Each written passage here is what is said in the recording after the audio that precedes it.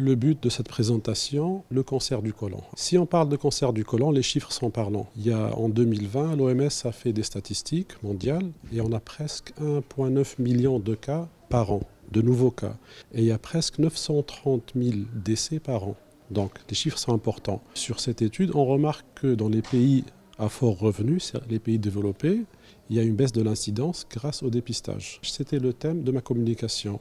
Donc on caractérise les polypes, c'est-à-dire on trouve des lésions qui sont toutes petites, parfois de 5 mm, parfois de 3-4 cm. On décide, grâce à des examens minutieux, si c'est des lésions qui vont avoir un traitement endoscopique ou bien une chirurgie. Donc le but de tout ça, c'est d'éviter une chirurgie. Si on parle sur un plan pratique, on ne traite pas un polype, on traite un patient. L'image est très claire. La différence entre les deux traitements, un patient vient pour une coloscopie, il passe 24 heures au plus, il rentre chez lui guéri, contrairement à un patient qui vient, on trouve un côlon, ça implique des biopsies, ça implique une chirurgie, une chimiothérapie. On parle là d'une qualité de vie qui devient altérée. La présentation de ce matin, c'est de faire la part et de transmettre aux jeunes gastro-entérologues et de leur faire comprendre l'importance du dépistage et de bien reconnaître ces classifications dont on a parlé pour savoir bien orienter les patients. On est sur un thème de prévention.